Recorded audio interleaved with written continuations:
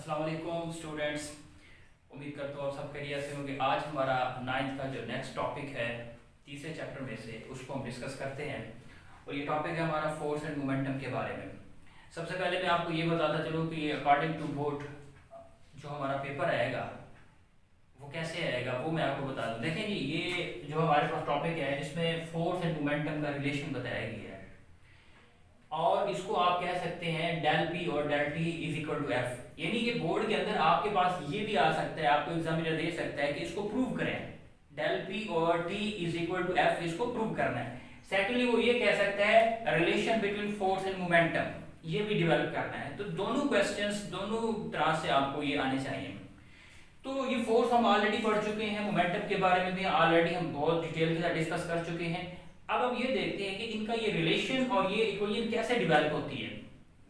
इसके लिए हमने उसी तरह से जैसे फिजिक्स के अंदर हम कंसीडर कर लेते हैं कि एक बॉडी है जिसका मास m है और वो बॉडी जो है वो मूव कर रही है। मास m वाला बॉडी हमारे पास वो मूव करते हैं और उसकी जो इनिशियल वेलोसिटी है वो हमारे पास है vi। आफ्टर सम टाइम जब उसके ऊपर फोर्स अप्लाई होगी तो डेफिनेटली उसमें एक्सेलरेशन प्रोड्यूस होगा और आफ्टर सम टाइम कुछ वक्त भी गुजरेगा तो उसकी वेलोसिटी चेंज हो जाएगी और उसकी जो फाइनल वेलोसिटी जिसको कहते हैं वो हमारे पास बन जाएगी vf। अब यहाँ पे हमारे पास दो केसेस डेवलप हो गए हैं। देखें, एक तो वो केस था कि जब आप इनिशियली फोर्स लगा रहे थे तो उस वक्त बॉडी के पास एक मोमेंटम था।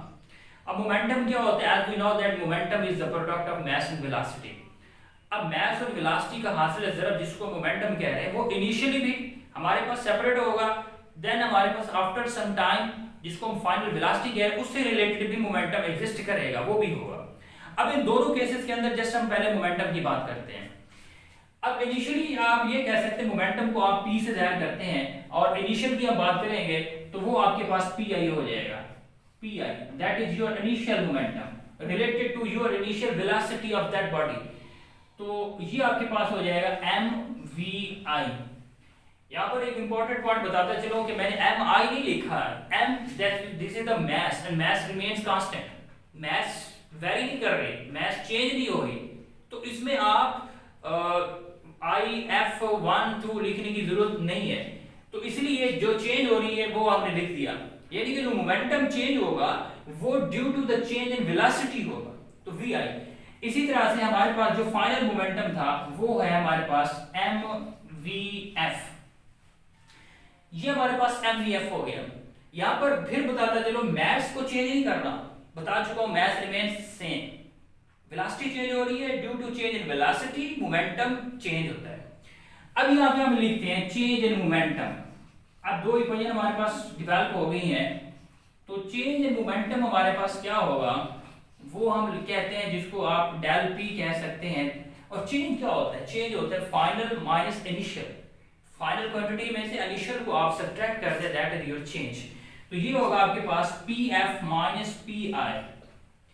इनकी वैल्यू जो आपने अभी डेवलप की हैं ये आपके पास बनेगा mvf माइनस mvi। तो mvf माइनस mvi ये आपके पास जो है चेंज इन मोमेंटम जो है वो बन गया है। अब आप इसी इक्वेशन को अगर आप देखें और ये आपके पास है, यानी कि ये बना आपके पास del p is equal to mvf minus mvi। अब देखिए फिजिक्स के अंदर हम एक रेट की बात करते हैं, RT रेट। तो रेट क्या होता है? रेट होता है कि कोई भी quantity with the passage of time वक्त के साथ उसमें तब्दीली आ रही है, यानी कि डिवाइड बाय टाइम होगा। तो बोथ साइड के ऊपर हम क्या करते हैं, डिवाइडेड बाय t कर देते हैं, इधर भी डिवाइडेड बाय t कर देते हैं। और यहां से अगर आप देखें ये जो इसका न्यूमरेटर है इसके अंदर m जो है वो कॉमन है, तो ये बनता है vf minus vi divided by t। So आपके पास vf minus vi divided by t, so what is this? This is the rate of change of velocity। तो rate of change of velocity किसको कहते हैं बेटा? वो कहते हैं acceleration को। तो आप इसकी जगह acceleration पुट कर देंगे तो ये आपके पास बनेगा m और इसकी वैल्यू जिसको हम a कह रहे हैं वो a बन जाएगा। तो ये आपके पास क्या था? Del p over t। So ma according to Newton second law of motion F is equal to ma, तो ma की जगह आप यहाँ F पुट कर देंगे, यानी कि आपके पास ये बन जाएगा F is equal to del P over T। तो हेंस प्रूव्ड, तो ये आपने प्रूव कर लिया कि F is equal to del P और डेल T। और टू बी वेरी इंपॉर्टेंट ये है कि इसके अंदर जो फोर्स की जो प्रॉपर डेफिनेशन है वो ये है कि rate of change of momentum is called the applied force. Rate of change of momentum is called the applied force. अब हमारे पास ये है कि हम यहाँ से जो फोर्स की यूनिट है हमें पता है कि वो हमारे पास न्यूटन होती है, और जो मोमेंटम है उसकी यूनिट आपके पास क्या होती है, वो आपके पास होती है mv से रिलेटेड है। As we know that p is equal to mv, और मैंने बताया कि इसी से आपने डेवलप करने यूनिट्स, तो ये किलोग्राम मीटर पर सेकंड, यानी कि किलोग्राम मीटर पर सेकंड। अब यहाँ पे हम देखें तो वो 1 न्यूटन इज इक्वल टू हो जाएगा किलोग्राम मीटर पर सेकंड, और एक और सेकंड, क्योंकि ये रेट ऑफ चेंज है तो ये सेकंड का स्क्वायर हो जाएगा। तो इस तरह से आप जो है वो यूनिट जो है वो डेवलप कर सकते हैं। ये थी हमारे पास जस्ट आपके पास जो मोमेंटम की यूनिट, और ये आपके पास फोर्स की यूनिट, या जिसको आप न्यूटन की इक्विवेलेंस देख रहे थे वो ये था। तो ये है आपके पास एक और फोर्स की डेफिनेशन बनती है, rate of change of momentum is called the applied force. ठीक है, उसके बाद हमारे पास मोस्ट इंपॉर्टेंट है law of conservation of momentum. Law of conservation of momentum, that's most important. अब ये law of conservation of momentum ये क्या है और इसको कैसे डिफाइन करेंगे। देखिए हमारे पास कंजर्व का मतलब क्या होता है। Conserve means any value before and after the time remains same, no change, constant जिसको कहते हैं, कंजर्व रहती है। अब हम यहाँ पर ये देखें सिस्टम, एक सिस्टम डेवलप कर रहे हैं। तो what is the system? Basically बेटा सिस्टम जो है it is the group of the interacting bodies. ये एक ग्रुप होता है किसी भी इंटरैक्टिंग, जो बॉडी आपस में इंटरैक्ट कर रहे हैं उसको हम सिस्टम कहते हैं। इसमें एक और वर्ड यूज होगा आइसोलेटेड सिस्टम। आइसोलेटेड सिस्टम ये होता है कि a group of body at which the net force और रिजल्टेंट फोर्स जीरो, यानी कि जिसके ऊपर रिजल्टेंट फोर्स एक्ट कर रही है वो जीरो है, उसको आप आइसोलेटेड सिस्टम कहते हैं। अब ये बहुत इंपॉर्टेंट है, लॉन्ग क्वेश्चन आएगा हमारे बोर्ड में, वो पूछेगा कि explain what is the law of conservation of momentum. ये अकॉर्डिंग टू बोर्ड भी हो गया, ये बातें मैंने आपको बता दी। इसके अंदर हमने क्या कंसीडर की है, एक मेटालिक बॉब कंसीडर की है जिसका मास m1 है और सेकंड का मास m2 है। ये दोनों इनिशियल वेलोसिटी जिसको हमने u1 u2 कहा है, इससे ये मूव कर रही है। अब हम ये देखेंगे आफ्टर सम टाइम क्या होती है, ये आपस में कोलाइड हो जाती है, कोलिजन हो जाती है, क्योंकि u1 is greater than u2। u1 ये वेलोसिटी इनिशियल वेलोसिटी है मास m1 की, और u2 जो है ये इनिशियल वेलोसिटी m2 की, ये कोलाइड करते हैं। आफ्टर कोलिजन इनकी जो फाइनल वेलोसिटी बनती है वो v1 एंड v2 बनती है। अब हमने ये देखना है before the collision and after the collision. Before and after the collision हम ये देखेंगे वो सिस्टम हमारे पास जो था जिसमें मोमेंटम में चेंज आया है, वेलोसिटी में चेंज आया है, और due to change in velocity momentum change हुआ है। तो उसके अंदर हम ये देखेंगे कि मोमेंटम आया कि कंजर्व है कि नहीं है। इसके अंदर अगर हम देखते हैं तो हमारे पास जो सिस्टम का इनिशियल मोमेंटम, अगर हम कह दें initial momentum of a system,